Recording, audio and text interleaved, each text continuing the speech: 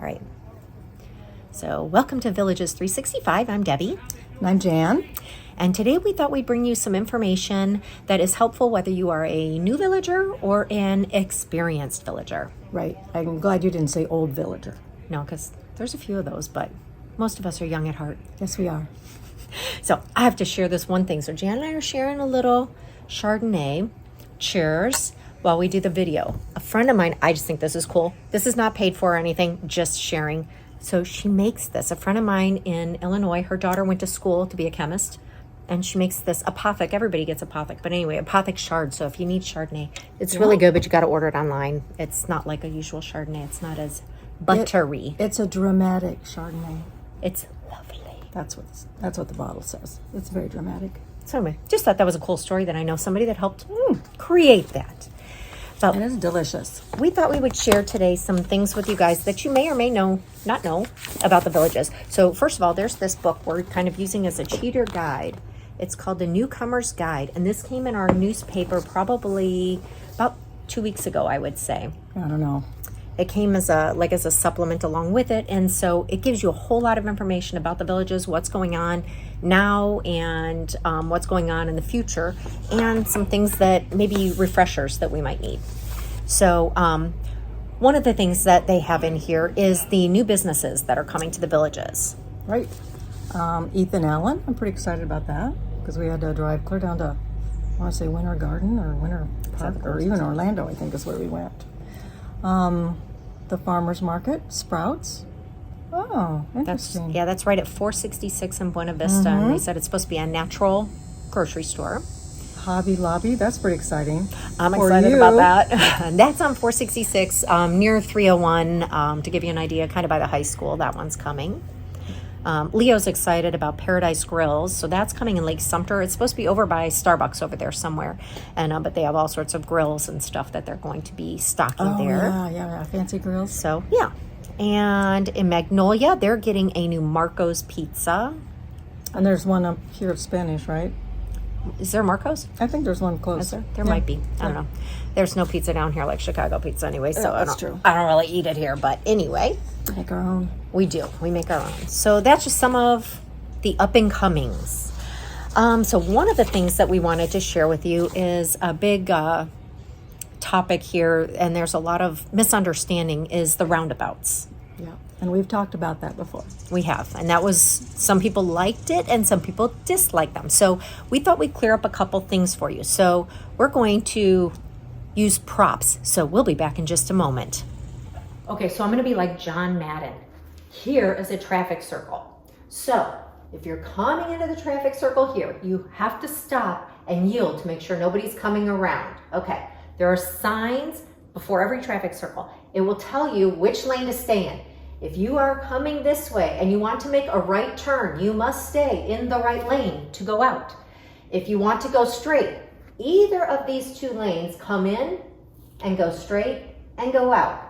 If you want to make a left turn, you come in this way, you go into the inside lane, and you come around and you put your turn signal on and you go out. So basically what that helps with, so if you just think about this for just a moment, if you're sitting here and you see somebody coming around that outside lane, you know they should either be turning there or there. They should never go past you. So you should be clear to go, should be. If somebody is on the inside lane and you're over here, you can see they're on the inside lane. You need to make sure that they are going to stay in that inside lane because they could be going left and coming out there.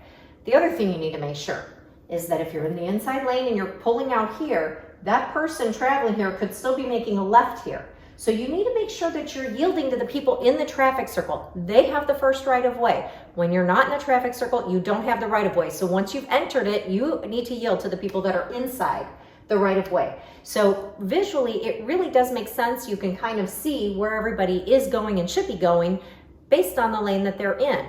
So hopefully that helps. Also, just watch for the signs. We're going to post one just so you get an idea. But if you look for that sign, it clears everything up. Crystal clear. Okay, so now we're back to our seats with our wine. Yes. And so another thing though, the golf cart safety is a big thing here. So one of the things you can do is you can take a class. They do have golf cart safety classes to explain to you how exactly they work, what you're required to do, and all of that. And where you can go and where you can't. And that's very helpful too, because we have some people, and we've talked about this in other videos too, but if you have maps on your phone, that doesn't necessarily mean that your cart can go everywhere your automobile can. So sometimes it'll take you out on roads. Yeah. And there's some people that have gotten caught and they said I was following maps. So yes, and that's not an excuse. They're not going to accept that. So, but you have to follow the rules of the road. You don't have to be 16 to have a driver's license, or you don't even have to have a driver's license. You don't have to be 16 to drive. You just have to be 14 to be able to drive a golf cart. Yes. Downside of that is if you get in trouble and get a ticket, you may have a problem getting your driver's license in your state. So if your grandkids are visiting, it's fun to let the grandkids drive, but they could be putting themselves in jeopardy if they don't have a license yet and they get into trouble. Right. They get in a wreck or pull out in front of someone, or we just never let our grandsons drive it. Yeah. And the speed limit is supposed to be 20 miles per hour. A lot of people juice their carts up. So one thing I will say as far as juicing it up, just remember, these are not automobiles. They're super light. And I feel sometimes even just doing the speed limit that if it's windy or you take a corner a little too fast, I mean, you could tip pretty quick. Yep. Yeah, Mark helped some guy that took a corner too fast and flipped it, and they were trying to pull him out of the windshield, and yeah, not a good thing. Yeah, it's not going to end well.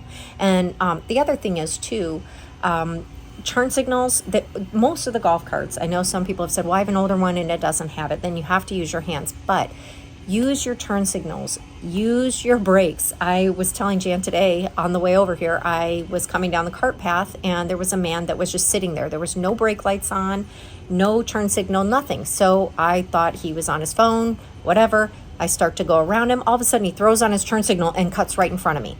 And I hit my brakes. Now, just so you know, we have brakes on these things, but your tires are not meant to hit and stop fast. So and you're not going to just fly. brakes, they're not like your car. It's not going to stop you on a dime. No, you're going to slide a good 10, 20 feet. So just, and this is also another thing. I mean, the distracted driving. So I find people all the time, they'll get a phone call from their family or whatever, and they just stop. It's like, well, I'm in a golf cart. Well, no, you're on the road. Yeah. So you need to make sure that if you get a phone call and you need to take it, pull off onto the grass. Don't stop in the cart path lane, because not everybody knows what you're doing there. Yeah. And you need to be very aware of what other vehicles or bicycles or people are doing. Just be defensive. Yeah, and be very aware. And if they have a turn signal on, don't believe it. If they don't have a turn signal on, don't believe it. You kind of just got to always make sure. And I will say down south, one of the things that I'm envious about the more southern and the newer area is that they have a lot of walking paths. Yeah. And a lot of older people down here, they like to walk. And unfortunately, up north, we don't have a lot. It seems like around middle of like Sumter and South, they started putting more sidewalks at least. Yes. So those people have a safer place, but the people up north don't have as many safe places. So you're sharing with a bicycle and a golf cart. Yes. And so just so you know, they have just as much as right to the golf cart lane as everybody else does.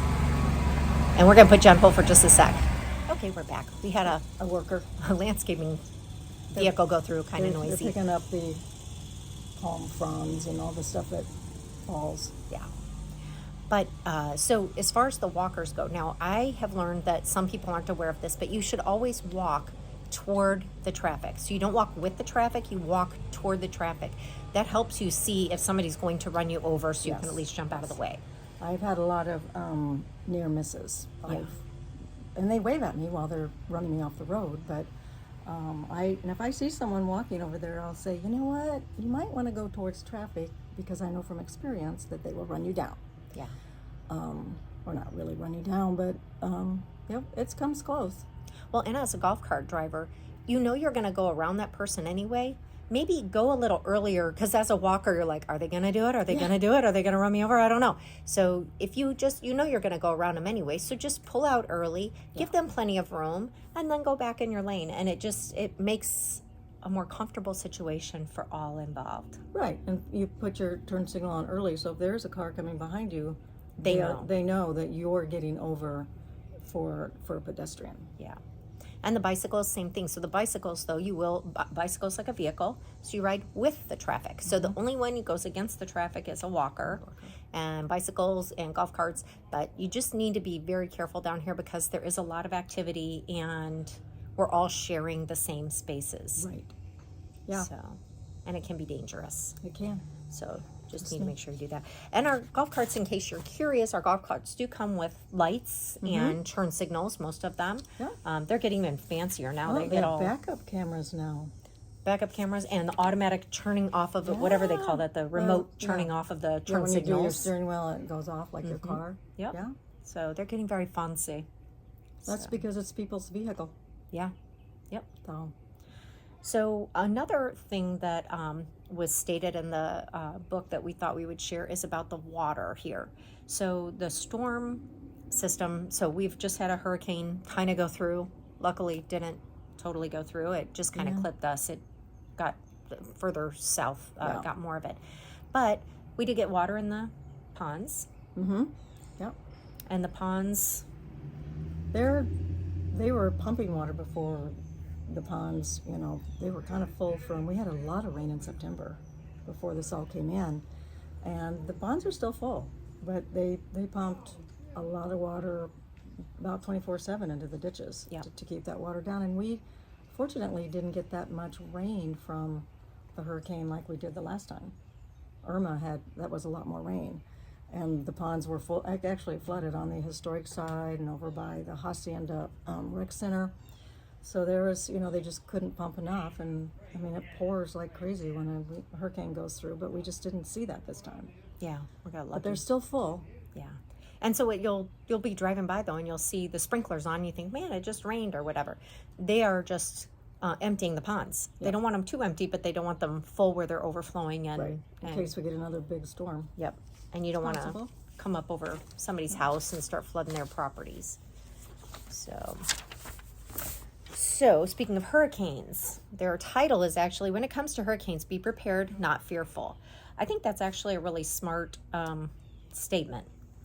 Yes, especially since we're in the middle of the state. I mean, if I lived on the coast, I would be very Fearful. and evacuate. But here, they tend to lose a little steam before they hit here or this area.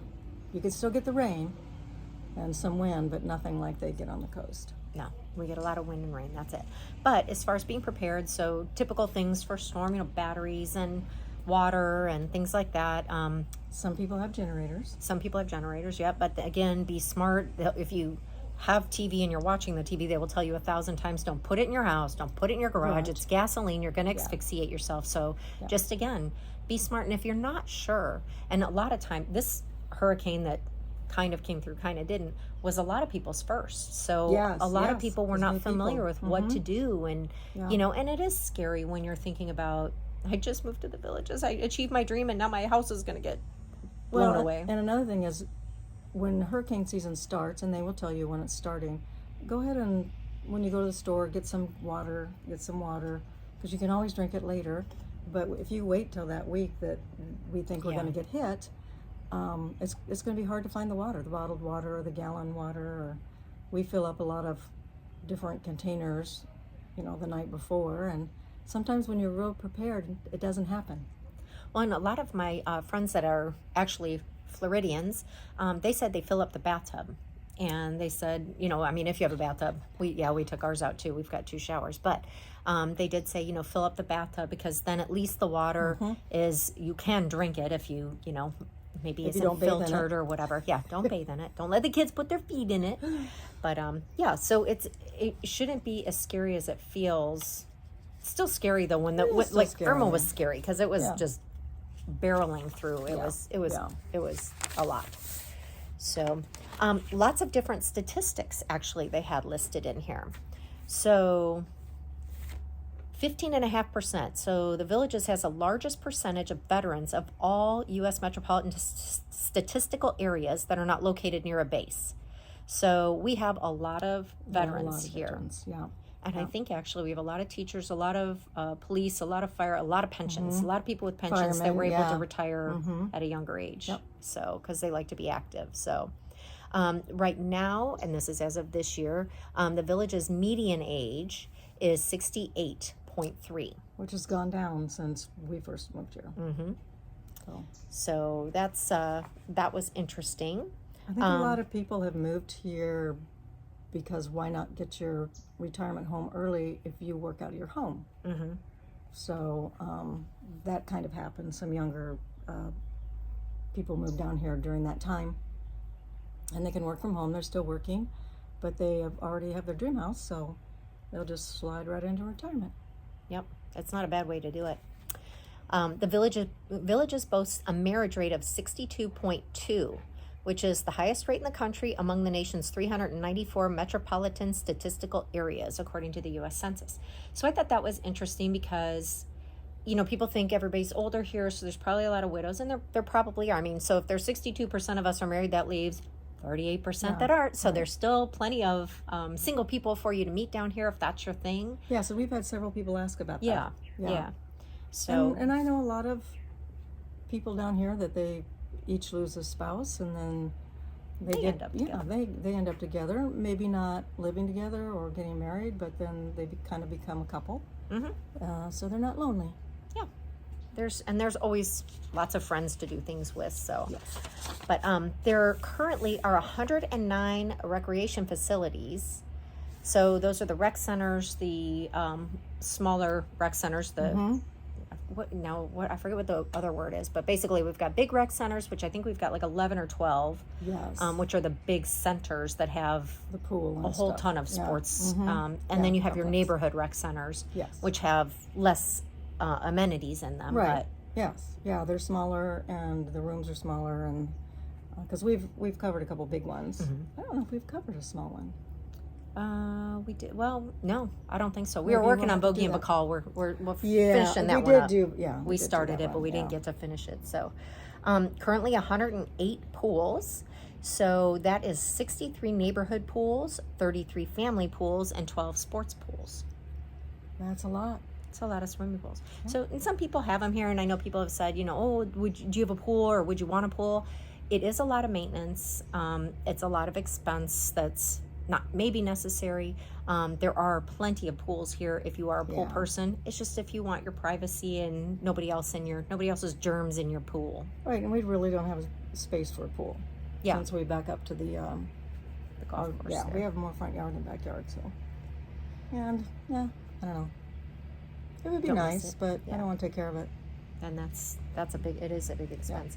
So currently, just briefly, there are 60, they say softball bases. So basically there's 15 softball fields in the villages, 235 pickleball courts. And from what I read last, and I didn't double check this to research it, and it does not say it in the book, but from the last I read, that is the most in a concentrated area, like in one area, Yes. in the nation, actually. So, And a lot of people ask about pickleball. yep, And there's plenty of it. and it is very big here. I mean, it really is. It's a lot of people play it. So And you can be as competitive or as not as you want. It Yeah. depends on, you just kind of have to work your way through the groups. right. We've had some not so nice situations where people feel different things. So anyway, just work your way through and find a group that works for you. And 711 golf holes right now. So that's 13 championship and 41 9-hole. Executives. And then the Marshview pitch and putt. They count it as a golf course. So, but that's a lot of golf. Yes. So one of the things that you can do if you're not a sporty type person, we have two big centers here for entertainment that outside of the square. So we're not talking about outdoor entertainment. I'm talking about indoor entertainment where there are some bigger name people. Yes. And yeah. Savannah Center has a nice stage and seating, and the Sharon. Once they did that, it has kind of almost a New York vibe with the nice intimate theater. Like if you go to Broadway, their theaters aren't very big, and I was very impressed with the Sharon the first time we went there. It's beautiful. And it does have 1,000 seats. So that seems like a lot, but it really is very, as you say, very intimate. And I feel like it's hard to have a place where you don't get a good view or a good Right. seat, really. Yeah. I mean, there's better So. seats, but there's not a bad seat. Yeah. Exactly. So that they have, like, they've listed in here, Tony Bennett's come, Howie Mandel, Casey and the Sunshine Band, George Thorogood. There's been some names you would probably recognize there. And some plays. And there's a lot of people that will, a band that sounds like Kansas, or somebody sounds like Elton John, and they do a tribute. A lot of tributes. Which is good music, and even though it's not the real people, it's still good music. Yeah, they're really good. And actually, a lot of those are done at the Savannah Center, and our neighbor goes to, he says almost everyone, he says he's never seen a bad show there. And they go 2 to 3 times a week to Savannah. So, and it's amazing. And then there's another smaller studio that's at Tierra del Sol. Yes. That one, I think, is more plays and things like that, is it not? Yes. But there's a lot of musical type plays too. Okay. Yeah. And it's very small, and there's not a bad seat in the house there. Yeah, that one's only got 120 seats. Yeah. So it's a much smaller venue than the other two. You can see the expressions. I mean, you're like right there with the stage, and so it's kind of cool. That is awesome. So, let's see. Okay, pets. That's always a big thing for everybody. Pets. So a lot of little dogs, and I'm sure there's plenty of cats. When we golf, I see a lot of cat houses in the I do too, yeah. lanais and stuff like that. So there are pet regulations in the villages.